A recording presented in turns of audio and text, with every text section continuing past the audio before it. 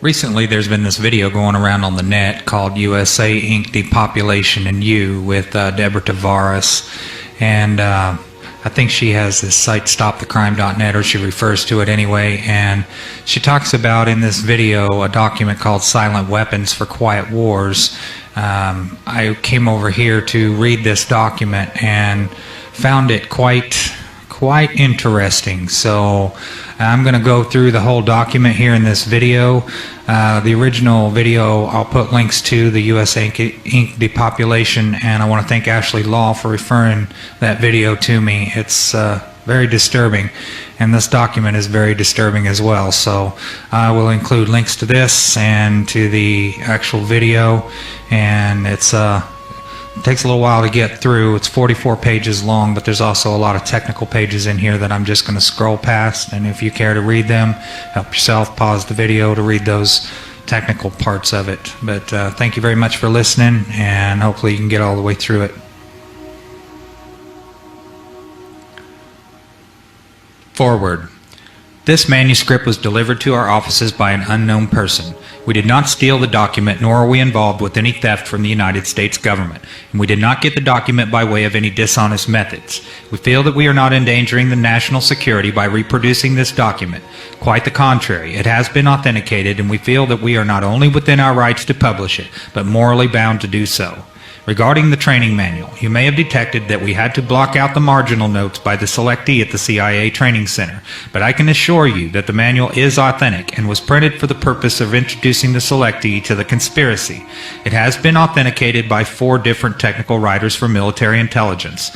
One just recently retired who wants very much to have this manual distributed throughout the world, and one who is still employed as an electronics engineer by the federal government and has access to the entire series of training manuals. One was stationed in Hawaii and held the highest security clearance in the naval intelligence, and another who is now teaching at a university and has been working with the Central Intelligence Agency for a number of years and wants out before the axe falls on the conspirators.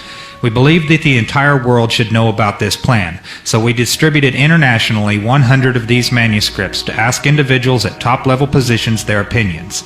The consensus opinion was to distribute this to as many people as who wanted it, and to the end that they would not only understand that war had been declared against them, but would be able to properly identify the true enemy to humanity. Conspiracy theories are nothing new to history. Plots to kill Caesar and overthrow Rome abounded, for instance. However, it is seldom that concrete clues to such plots come to light and are generally known. Silent Weapons for Quiet Wars, an introduction programming manual, was uncovered quite by accident on July 7, 1986, when an employee of a Boeing aircraft company purchased a surplus IBM copier for scrap parts at a sale and discovered inside details of a plan hatched in the embryonic days of the Cold War, which called for control of the masses through manipulation of industry, peoples, pastimes, education, and political leanings. It called for a quiet revolution, putting brother against brother and diverting the public's attention from what is really going on. The document you are about to read is real. It is reprinted in its virgin form with diagrams as a touch of reality. Top Secret. Silent Weapons for Quiet Wars Operations Research Technical Manual TM-SW7905.1. Welcome aboard. This publication marks the 25th anniversary of the Third World War, called the Quiet War, being conducted using subjective biological warfare fought with silent weapons. This book contains an introductory description of this war, its strategies, and its weaponry. May 1979, number 74-1120. Security. It is patently impossible to discuss social engineering or the automation of a society, i.e. the engineering of a social automation system's silence weapons, on a national or worldwide scale without implying extensive objectives of social control and destruction of human life, i.e. slavery and genocide. This manual is in itself an analog declaration of intent. Such a writing must be secured from public scrutiny, otherwise it might be recognized as a technically formal declaration of domestic war. Furthermore, when any person or group of persons in a position of great power and without full knowledge and consent of the public uses such knowledge and methodologies for economic conquest, it must be understood that a state of domestic warfare exists between said person or group of persons and the public. The solution of today's problems requires an approach which is ruthlessly candid, with no agonizing over religious, moral, or cultural values. You have qualified for this project because of your ability to look at human society with cold objectivity, and yet analyze and discuss your observations and conclusions with others of similar intellectual capacity without the loss of discretion or humility. Such virtues are exercised in your own best interest. Do not deviate from them. Historical introduction. Silent weapon technology has evolved from operational research, a strategic and tactical methodology developed under the military management in England during World War II. The original purpose of operations research was to study the strategic and tactical problems of air and land defense with the objective of effective use of limited military resources against foreign enemies, i.e. logistics. It was soon recognized by those in positions of power that the same methods might be useful for totally controlling a society, but better tools were necessary. Social engineering, the analysis and automation of a society, requires the correlation of great amounts of constantly changing economic information, or data. So a high-speed, computerized data processing system was necessary, which could race ahead of the society and predict when society would arrive for capitulation. Relay computers were too slow, but the electronic computer invented in 1946 by J. Presper Eckert and John W. Malky filled the bill. The next breakthrough was the development of the simplex method of linear programming in 1947 by the mathematician George B. Dantzig. Then in 1948, the transistor, invented by J. Bardeen, W. H. Breton, and W. Shockley, promised great expansion of the computer field by reducing space and power requirements. With these three inventions under their direction, those in positions of power strongly suspected that it was possible for them to control the whole world with the push of a button. Immediately, the Rockefeller Foundation got in on the ground floor by making a 4-year grant to Harvard College, funding the Harvard Economic Research Project for the study of the structure of the American economy. 1 year later, in 1949, the United States Air Force joined in. In 1952, the grant period terminated, and a high-level meeting of the elite was held to determine the next phase of social operations research. The Harvard Project had been very fruitful, as is borne out by the publication of some of its results in 1953, suggesting the feasibility of economic social engineering. Studies in the Structure of the American Economy, copyright 1953 by Wassily Leontief, International Science Press, Inc., White Plains, New York. Engineered in the last half of the decade of the 1940s, the new quiet war machine stood, so to speak, in sparkling gold-plated hardware on the showroom floor by 1954. With the creation of the maser in 1954, the promise of unlocking unlimited sources of fusion atomic energy from the heavy hydrogen and seawater and the consequent availability of unlimited social power was a possibility only decades away. The combination was irresistible. The Quiet War was quietly declared by the international elite at a meeting held in 1954. Although the silent weapon system was nearly exposed 13 years later, the evolution of the new weapon system has never suffered any major setbacks. This volume marks the 25th anniversary of the beginning of the Quiet War. Already this domestic war has had as many victories on many fronts throughout the world. Political introduction.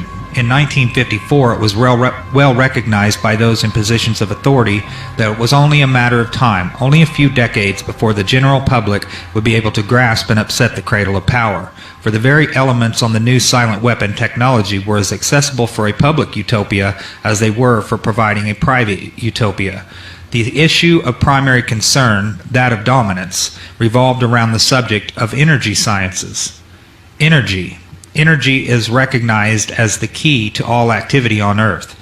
Natural science is the study of the sources and control of natural energy, and social science, theoretically expressed as economics, is the study of the sources and control of social energy. Both are bookkeeping systems, mathematics. Therefore, mathematics is the primary energy science, and the bookkeeper can be king if the public can be kept ignorant of the methodology of the bookkeeping. All science is merely a means to an end. The means is knowledge, the end is control. Beyond this remains only one issue: who will be the beneficiary?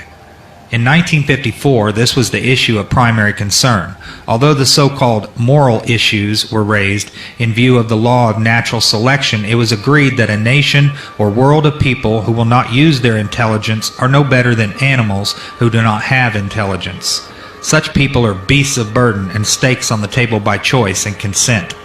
Consequently, in the interest of future world order, peace, and tranquility, it was decided to privately wage a quiet war against the American public with an ultimate objective of permanently shifting the natural and social energy, wealth of the undisciplined and irresponsible many into the hands of the self-disciplined, responsible, and worthy few. In order to implement this objective, it was necessary to create, secure, and apply new weapons which, as it turned out, were a class of weapons so subtle and sophisticated in their principle of operation and public appearance as to earn for themselves the name silent weapons. In conclusion, the objective of economic research as conducted by the magnates of capital, banking, and the industries of commodities or goods and services is the establishment of an economy which is totally predictable and manipulatable. In order to achieve a totally predictable economy, the low-class elements of society must be brought under total control. Example, they must be housebroken, trained, and assigned a yoke, a long-term social duty from a very early age, before they have an opportunity to question the propriety of the matter. In order to achieve such conformity, the lower-class family unit must be disintegrated by a process of increasing preoccupation of the parents and the establishment of government-operated daycare centers for the occupationally orphaned children. The quality of education given to the lower class must be of the poorest sort, so that the mode of ignorance isolating the inferior class from the superior class is and remains incomprehensible to the inferior class. With such an initial handicap, even bright lower-class individuals have little, if any, hope of extricating themselves from their assigned lot in this life. This form of slavery is essential to maintain some measure of social order, peace, and tranquility for the ruling upper class. Descriptive introduction of the silent weapon.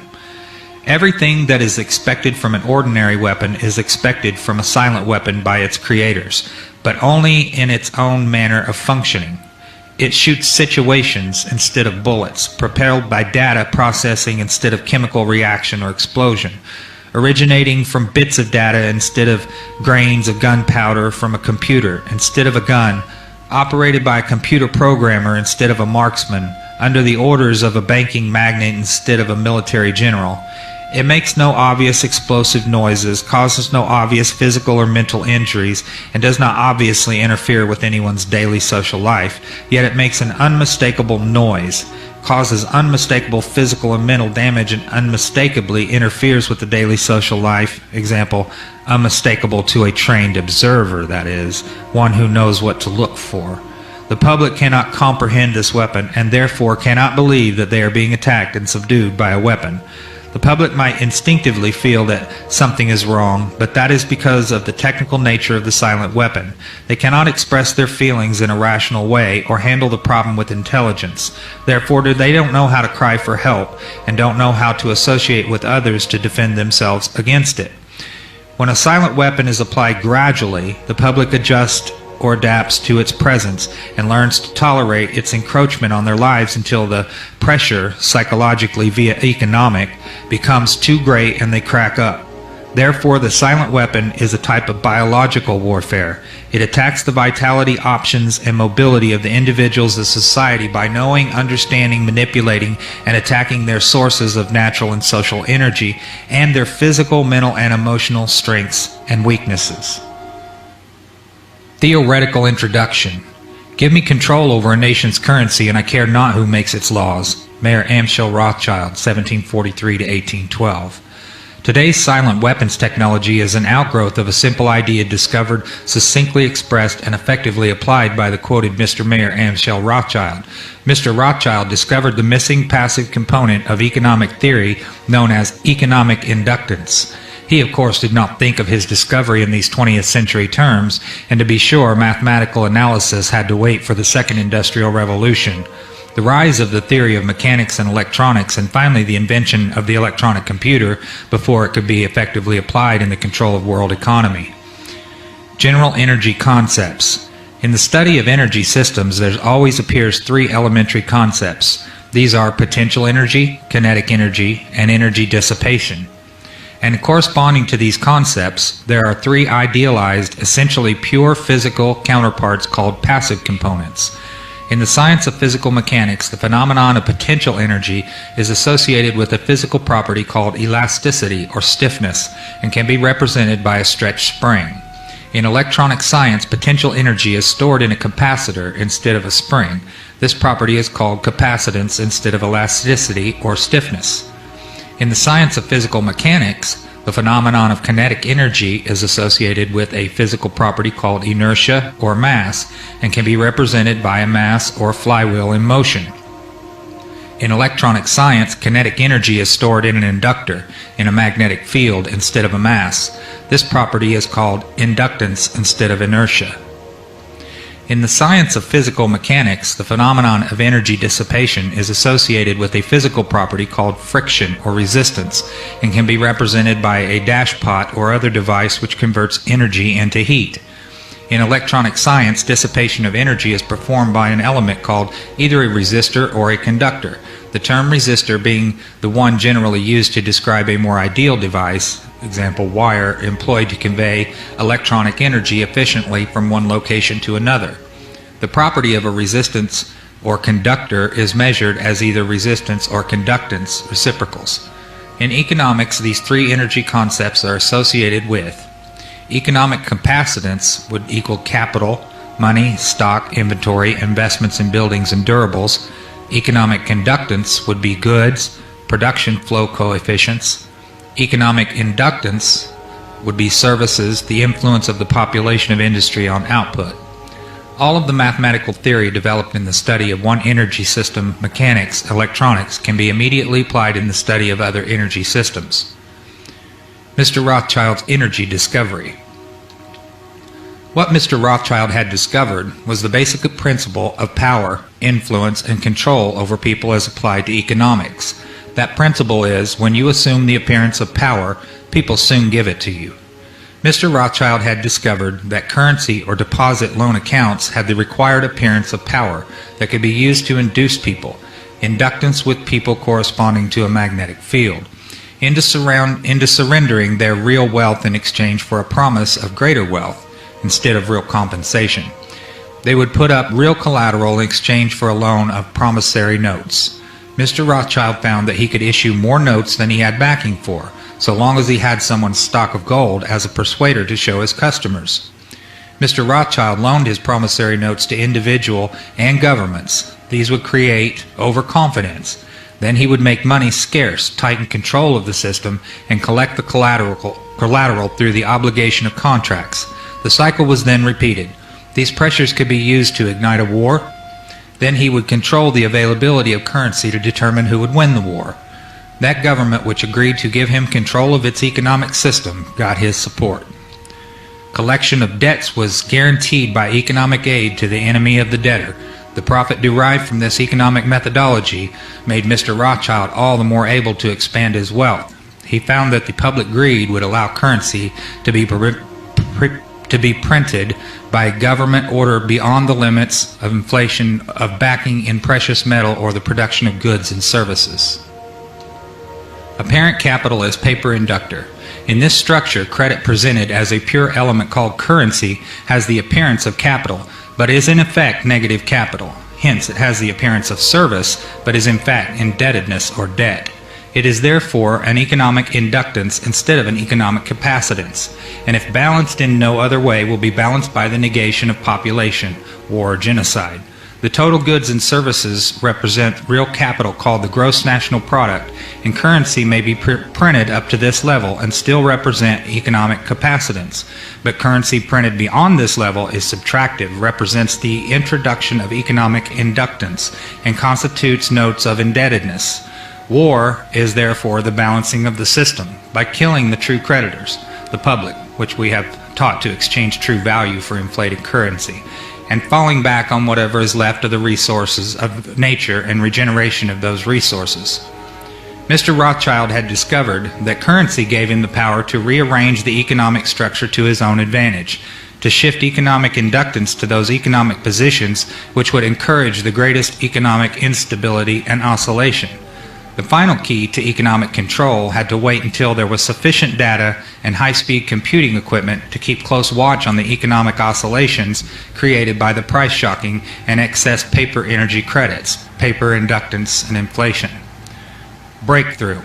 The aviation field provided the greatest evolution in economic engineering by way of mathematical theory of shock testing. In this process, a projectile is fired from an airframe on the ground, and the impulse of the recoil is monitored by vibration transducers connected to the airframe and wired to chart recorders. By studying the echoes or reflections of the recoil impulse in the airframe, it is possible to discover critical vibrations in the structure of the airframe, which either vibrations of the engine or alien vibrations of the wings or a combination of the two might reinforce, resulting in a resonant self-destruction of the airframe in flight as an aircraft. From the standpoint of engineering, this means that the strengths and weaknesses of the structure of the airframe in terms of vibrational energy can be discovered and manipulated. Applications in economics. To use this method or airframe shock testing in economic engineering, the prices of commodities are shocked and the public consumer reaction is monitored. The resulting echoes of the economic shock are interpreted theoretically by computers, and the psycho-economic structure of the economy is thus discovered. It is by this process that partial differential and difference matrices are discovered that define the family household and make possible its evaluation as an economic industry, dissipative consumer structure. Then the response of the household to future shocks can be predicted and manipulated, and society becomes a well-regulated animal with its reins under the control of a sophisticated computer-regulated social engineering bookkeeping system. Eventually, every individual element of the structure comes under computer control through a knowledge of personal preferences. Such knowledge, guaranteed by computer association of consumer preferences, UPC codes, zebra stripe pricing codes on packages with identified consumers, identified via association with the use of a credit card and later a permanent tattooed body number invisible under the normal ambient illumination. Summary. Economics is only a social extension of a natural energy system. It also has its three passive components. Because of the distribution of wealth and the lack of communication and lack of data, this field has been the last energy field for which a knowledge of these three passive components has been developed. Since energy is the key to all activity on the face of the earth, it follows that in order to attain a monopoly of energy, raw materials, goods, and services, and to establish a world system of slave labor, it is necessary to have a first-strike capability in the field of economics. In order to maintain our position, it is necessary that we have absolute first knowledge of the science of control over all economic factors and the first experience at engineering the world economy. In order to achieve such sovereignty, we must at least achieve this one end, that the public will not make either the logical or mathematical connection between economics and the other energy sciences, or learn to apply such knowledge. This is becoming increasingly difficult to control, because more and more businesses are making demands upon their computer programmers to create and apply mathematical models for the management of those businesses. It is only a matter of time before the new breed of private programmer economists will catch on to the far-reaching implications of the work begun at Harvard in 1948. The speed which they can communicate their warning to the public will largely depend upon how effective we have been at controlling the media, subverting education, and keeping the public distracted with matters of no real importance. The economic model. Economics as a social energy science has as a first objective the description of the complex way in which any given unit of resource is used to satisfy some economic want. lineative matrix. The first objective, when it is extended to get the most product from the least or limited resources, comprises that objective of general military and industrial logistics known as operations research. See simplex method of linear programming. The Harvard Economic Research Project from 1948 was an extension of World War II operations research. Its purpose was to discover the science of controlling an economy, at first the American economy and then the world economy. It was felt that with sufficient mathematical foundation and data, it would be nearly as easy to predict and control the trend of an economy as to predict and control the trajectory of a projectile. Such has proven to be the case. Moreover, the economy has been transformed into a guided missile on target. The immediate aim of the Harvard project was to discover the economic structure, what forces change that structure, how the behavior of that structure can be predicted, and how it can be manipulated. What was needed was a well-organized knowledge of the mathematical structures and interrelationships of investment, production, distribution, and consumption. To make a short story of it all, it was discovered that an economy obeyed the same laws as electricity, and that all of the mathematical theory and practical and computer know-how developed for the electronic field could be directly applied in the study of economics. This discovery was not openly declared, and its more subtle implications were and are kept a close guarded secret. For example, that in an economic model, human life is measured in dollars, and that the electric spark generated when opening a switch connected to an active inductor is mathematically analogous to the initiation of war. The greatest hurdle which theoretical economists faced was the accurate description of the household as an industry. This is a challenge because consumer purchases are a matter of choice, which in turn is influenced by income, price, and other economic factors. This hurdle was cleared in an indirect and statistically approximate way by an application of shock testing to determine the current characteristics called current technical coefficients of household industry. Finally, because problems in theoretical electronics can be translated very easily into problems of theoretical electronics, and the solution translated back again, it follows that only a book of language translation and concept definition needed to be written for economics. The remainder could be gotten from standard works on mathematics and electronics. This makes the publication of books on advanced economics unnecessary and greatly simplifies project security. This section of the document presents many industrial diagrams, so I'm just going to scroll through these, and you can pause the video if there's anything that you care to read in this section.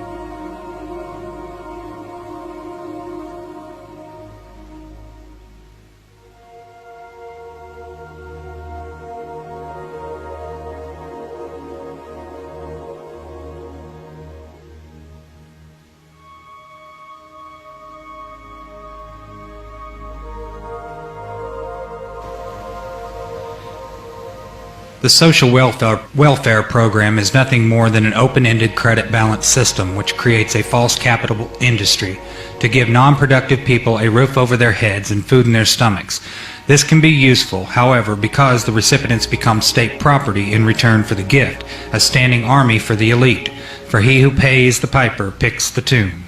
Those who get hooked on the economic drug must go to the elite for a fix. And this method of introducing large amounts of stabilizing capacitance is by borrowing on the future credit of the world.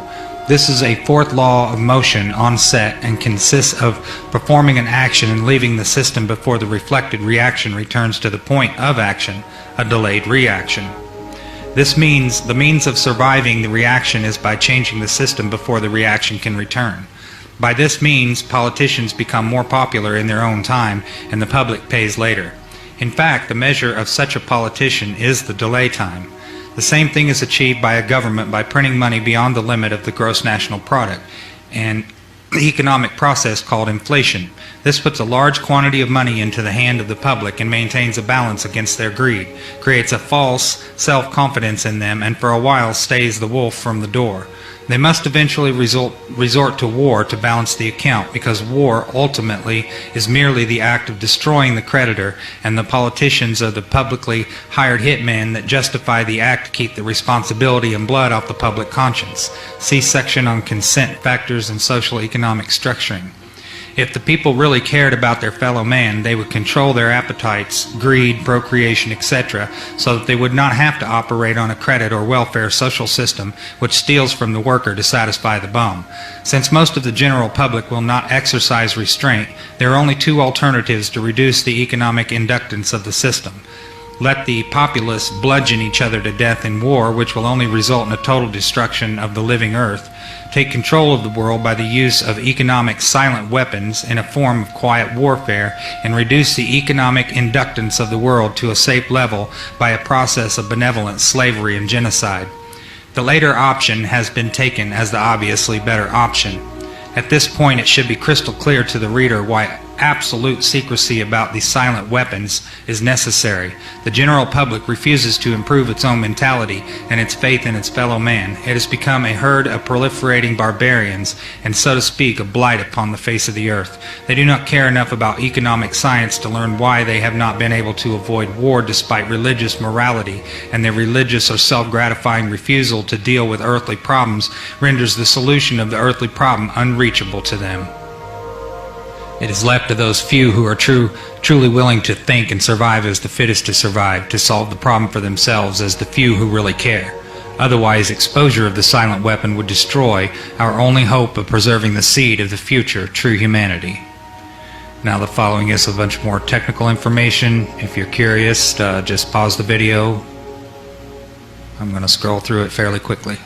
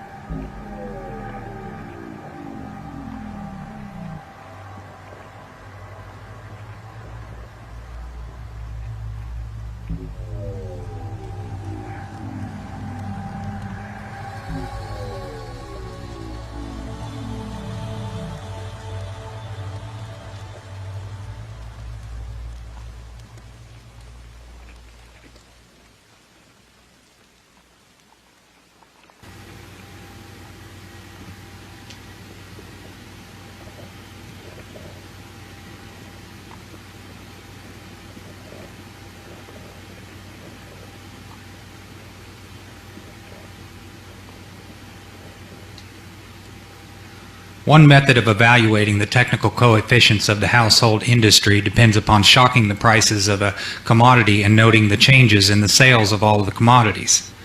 Economic shock testing. In recent times, the application of operations research to the study of public economy has been obvious for anyone who understands the principles of shock testing. In shock testing of an aircraft airframe, the recoil impulse of firing a gun mounted on that aircraft airframe causes shock waves in that structure, which tell aviation engineers the conditions under which some parts of the airplane or the whole airplane or its wings will start to vibrate or flutter like a guitar string, a flute reed, or a tuning fork and disintegrate or fall apart in flight. Economic engineers achieve the same result in studying the behavior of the economy and the consumer publicly by carefully selecting a staple commodity such as beef, coffee, gasoline, or sugar, and then causing a sudden change or shock in its price or availability, thus kicking everybody's budget and buying habits out of shape. They then observe the shock waves which result by monitoring the changes in advertising, prices, and sales of that and other commodities. The objective of such studies is to acquire the know-how to set the public economy into a predictable state of motion or change, even a controlled self-destructive state of motion which will convince the public that certain expert people should take control of the money system and reestablish security rather than liberty and justice for all. When the subject citizens are rendered unable to control their financial affairs, they of course become totally enslaved and a source of cheap labor. Not only the prices of commodities, but also the availability of labor can be used as the means of shock testing. Labor strikes deliver excellent tests. Shock to an economy, especially in the critical service areas of trucking and transportation, communication, public utilities, energy, water, garbage collection, etc. By shock testing, it is found that there is a direct relationship between the availability of money flowing in an economy and the real psychological outlook and response of masses of people dependent upon that availability. For example, there is a measurable quantitative relationship between the price of gasoline and the probability that a person would experience a headache, feel a need to watch a violent movie, smoke a cigarette, or go to a tavern for a mug of beer.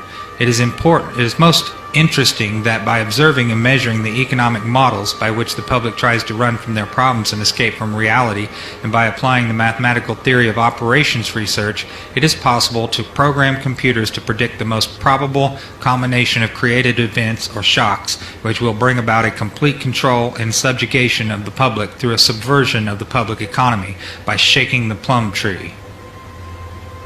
Okay, we're going to scroll through some more of the technical data here, and once again, pause the video if you want to read any of it.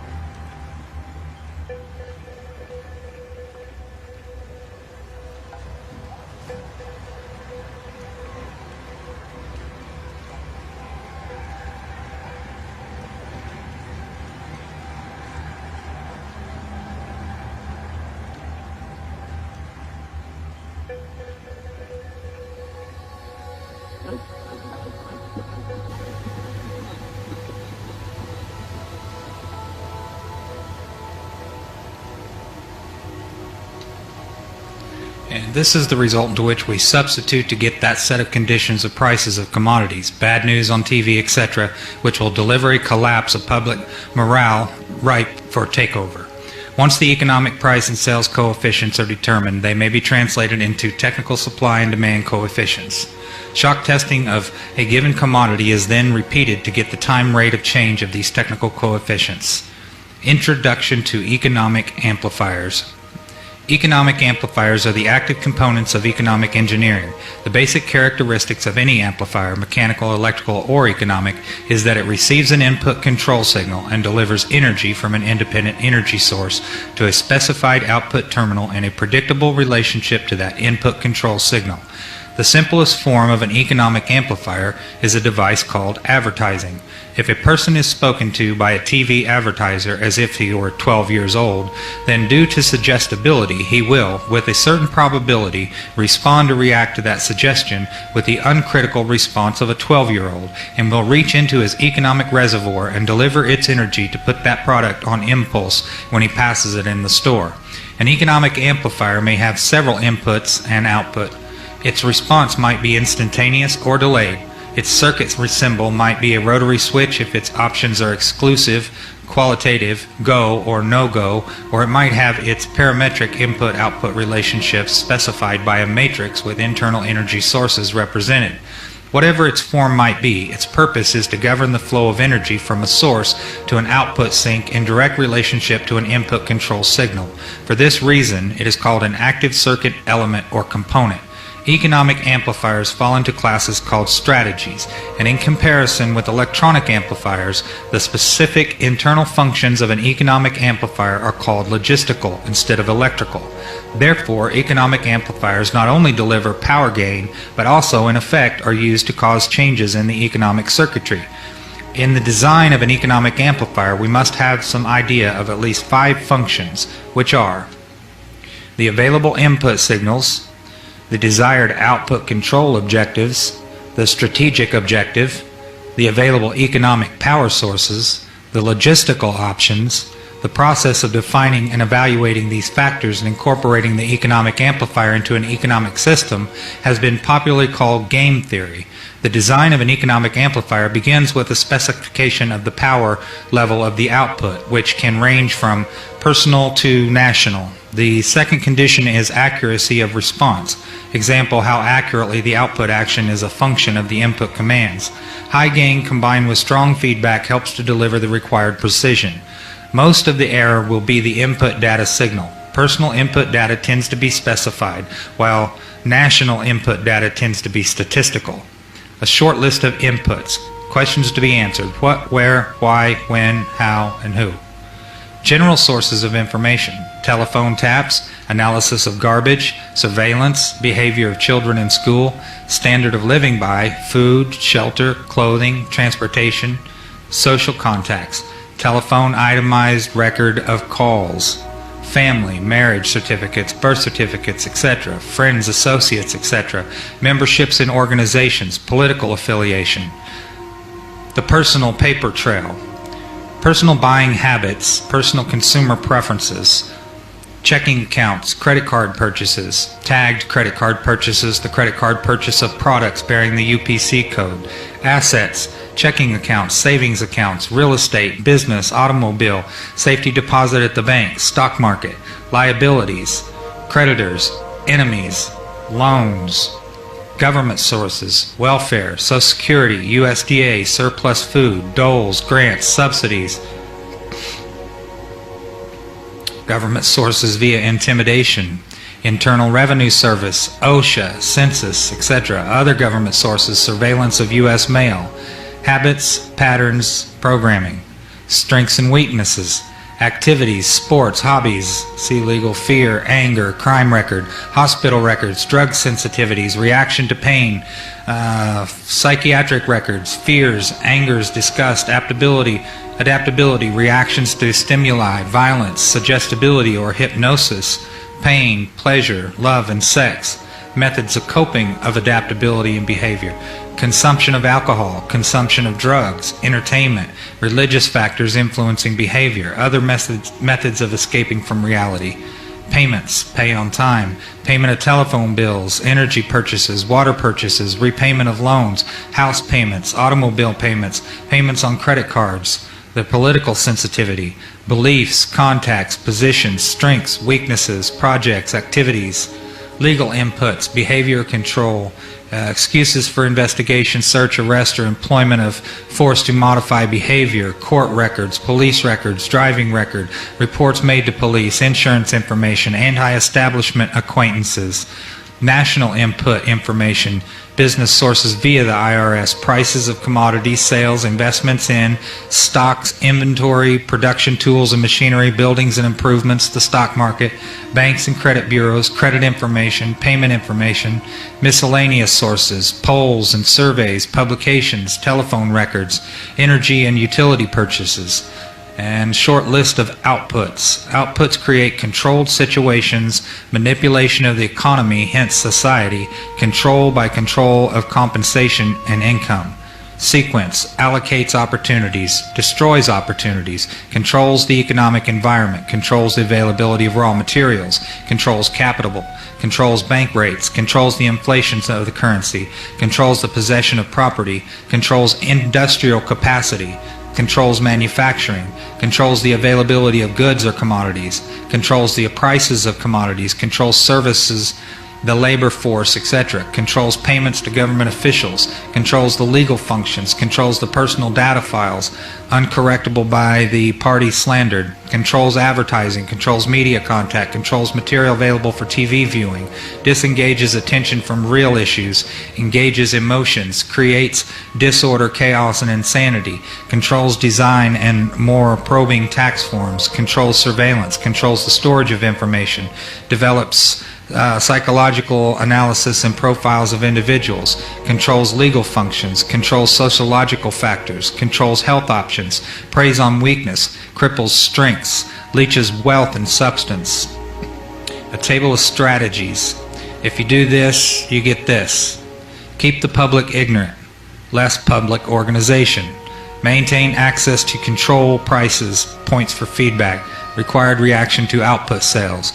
Create preoccupation, lowers defenses, attacks the family unit young, control of the education, give less cash and more data, credit and doles, more self-indulgent and more, attack the privacy of the church, destroys faith in the sort of government. Social conformity, computer programming simplicity, minimize the tax program, protest, maximize economic data minimum, enforcement problems. Stabilize the consent, simplicity coefficients, tighten control of variables, simpler computer input data, greater predictability, establish boundary conditions, equations, problem simplicity, solutions of differential indifference, proper timing, less data shift and blurring, maximum control, minimum resistance to control, collapse of currency, destroy the faith of the American people in each other. Diversion, the primary strategy. Experience has proven that the simplest method of securing a silent weapon and gaining control of the public is to keep the public undisciplined and ignorant of the basic system principles on the one hand, while keeping them confused, disorganized, and distracted with matters of no real importance on the other hand. This is achieved by disengaging their minds, sabotaging their mental activities, providing a low-quality program of public education in mathematics, logic systems, design, and economics, and discouraging technical creativity, engaging their emotions, increasing their self-indulgence and their indulgence in emotional and physical activities by unrelenting emotional affrontations and attacks, mental and emotional rape by way of constant barrage of sex, violence, and wars in the media, especially the TV and the newspaper, giving them what they desire in excess, junk food for thought, and depriving them of what they really need, rewriting history and law, subjecting the public to the deviant creation, thus being able to shift their thinking from personal needs to highly fabricated outside priorities. These preclude their interest in and discovery of the silent weapons of social automation technology. The general rule is that there is a profit in confusion. The more confusion, the more profit. Therefore, the best approach is to create problems and then offer solutions. Diversion summary. Media. Keep the adult public attention diverted away from the real issues, social issues, and captivated by matters of no real importance. Schools. Keep the young public ignorant of real mathematics, real economics, real law, and real history. Entertainment. Keep the public entertainment below a 6th grade level. Work. Keep the public busy with no time to think, back on the farm with the other animals. Consent, the primary victory. A silent weapon system operates upon data obtained from a docile public by legal, but not always lawful force. Much information is made available to silent weapon system programmers through the Internal Revenue Service. See Studies in Structure of the American Economy for an IRS source list. This information consists of the enforced delivery of well-organized data contained in federal and tax state forms, collected, assembled, and submitted by slave labor provided by taxpayers and employers.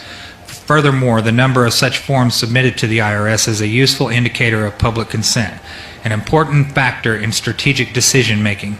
Other data sources are given in the short list of inputs. consent coefficients, numerical feedback indicating victory status, psychological basis. When the government is able to collect tax and seize private property without just compensation, it is an indication that the public is ripe for surrender and is consenting to enslavement and legal encroachment. A good and easily quantified indicator of harvest time is the number of public citizens who pay income tax despite an obvious lack of reciprocal or honest service from the government. Amplification energy sources. The next step in the process of designing an economic amplifier is discovering the energy sources. The energy source which support any primitive economic system are, of course, a supply of raw materials and the consent of the people to labor, and consequently assume a certain rank, position, level, or class in the social structure to provide labor at various levels in the pecking order. Each class, in guaranteeing its own level of income, controls the class immediately below it, hence preserves the class structure. This provides stability and security, but also government from the top. As time goes on and communication and education improve, the lower class elements of the social labor structure become knowledgeable and envious of the good things that the upper class members have. They also begin to attain a knowledge of energy systems and the ability to enforce their rise through the class structure. This threatens the sovereignty of the elite. If this rise of the lower class can be postponed long enough, the elite can achieve energy dominance, and labor by consent no longer will hold a position of an essential energy source. Until such energy dominance is absolutely established, the consent of people to labor and let others handle their affairs must be taken into consideration, since failure to do so could cause the people to interfere in the final transfer of energy sources to the control of the elite. It is essential to recognize that at this time, public consent is still an essential key to the release of energy in the process of economic amplification. Therefore, the consent as energy release mechanism will now be considered. Logistics. The successful application of a strategy requires a careful study of inputs, outputs, the strategy connecting the inputs and outputs, and the available energy sources to fuel the strategy. This study is called logistics. A logistical problem is studied at the elementary level first, and then levels of greater complexity are studied as a synthesis of elementary factors. This means that a given system is analyzed, i.e. broken down into subsystems, and these in turn are analyzed until by this process one arrives at the logistical atom, the individual. This is where the process of synthesis properly begins, at the time of birth of the individual. The artificial womb. From the time a person leaves its mother's womb, its every effort is directed towards building, maintaining, and withdrawing into artificial wombs various sorts of substitute protective devices or shells. The objective of these artificial wombs is to provide a stable environment for both stable and unstable activity, to provide a shelter for the evolutionary process of growth and maturity, example survival, to provide security for freedom, and to provide defensive protection for offensive activity. This is equally true of both the general public and the elite. However, there is a definite difference in the way each of these classes go about the solution of problems. The political structure of a nation, dependency. The primary reason why the individual citizens of a country create a political structure is a subconscious wish or desire to perpetuate their own dependency relationship of childhood. Simply put, they want a human god to eliminate all risks from their life, pat them on the head and kiss their bruises, put a chicken on every dinner table, clothe their bodies, tuck them into bed at night, and tell them that everything will be all right when they wake up in the morning. This public demand is incredible, so the human god, the politician, meets incredibility with incredibility by promising the world and delivering nothing. So who is the bigger liar, the public or the godfather? This public behavior is surrender born of fear, laziness, and expediency. It is the basis of the welfare state as a strategic weapon useful against a disgusting public. Action, offense. Most people want to be able to subdue and or kill other human beings which disturb their daily lives, but they do not want to have to cope with the moral and religious issues which such an overt act on their part might raise. Therefore they assign the dirty work to others, including their own children, so as to keep the blood off their hands. They rave about rave about the humane treatment of animals and then sit down to a delicious hamburger from a whitewashed slaughterhouse down the street and out of sight. But even more hypocritical, they pay taxes to finance a professional association of hitmen collectively called politicians and then complain about corruption in government. Responsibility. Again, most people want to be free to do things, to explore, etc., but they're afraid to fail. The fear of failure is manifested in irresponsibility, and especially in delegating those personal responsibilities to others where success is uncertain or carries possible or created liabilities, which the person is not prepared to accept. They want authority, root word author, but they will not accept responsibility or liability, so they hire politicians to face reality for them. Summary.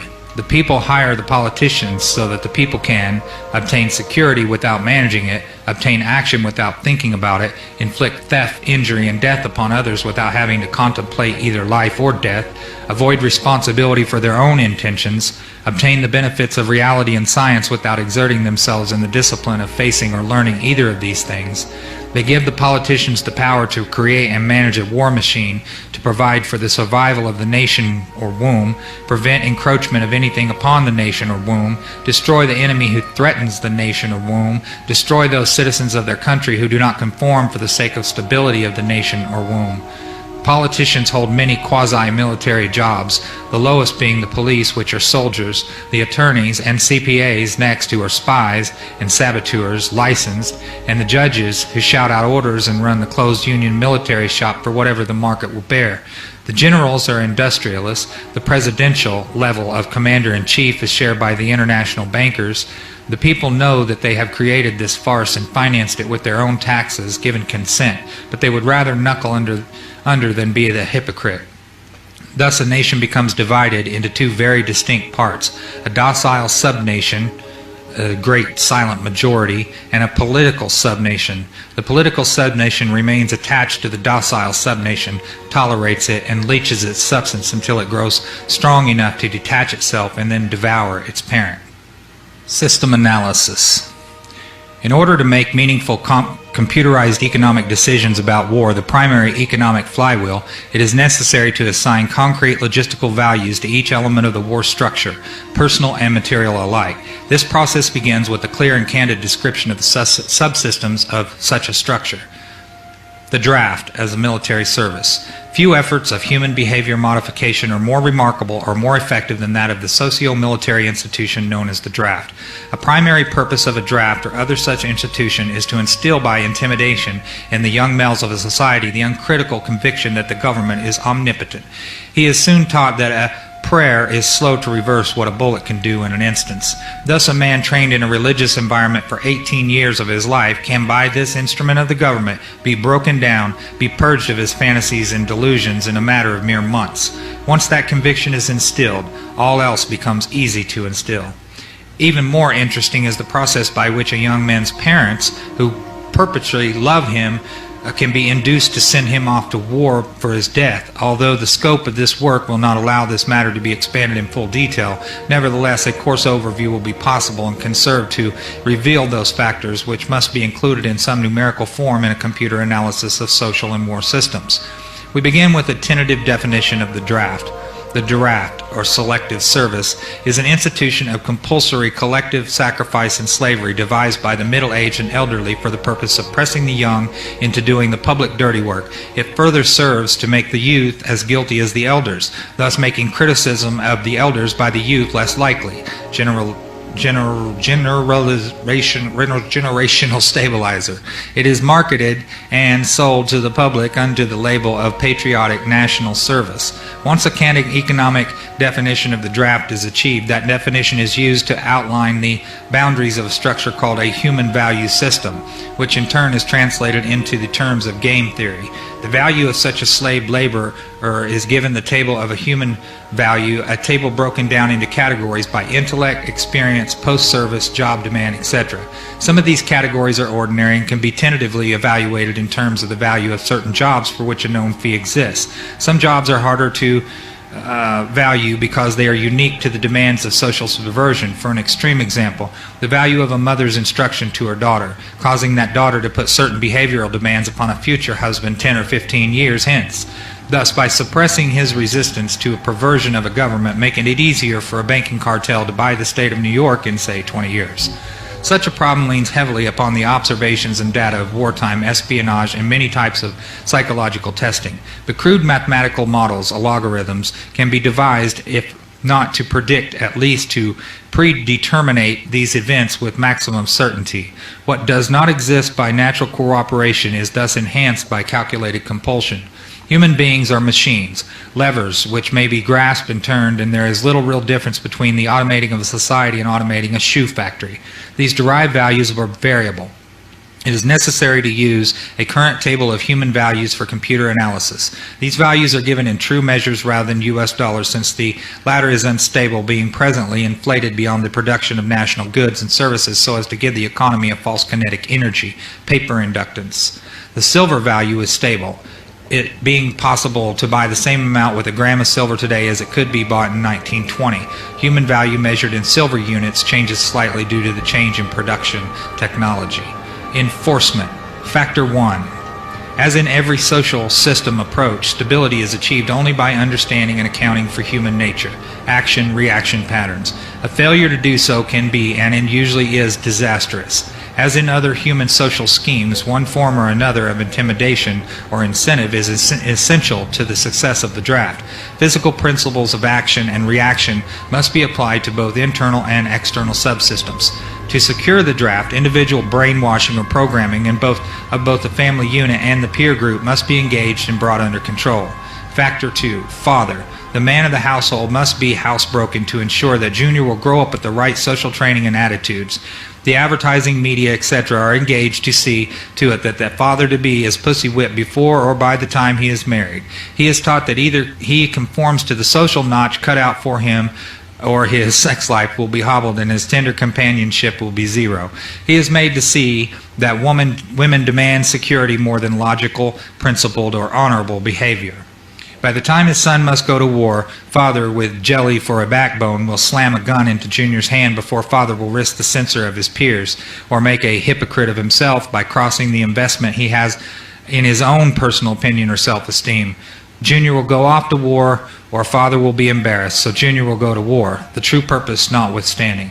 Factor 3. Mother. The female element of human society is ruled by emotion first and logic second. In the battle between logic and imagination, imagination always wins. Fantasy prevails, maternal instinct dominates, so that the child comes first and the future comes second. A woman with a newborn baby is too starry-eyed to see a wealthy man's cannon fodder or a cheap source of slave labor.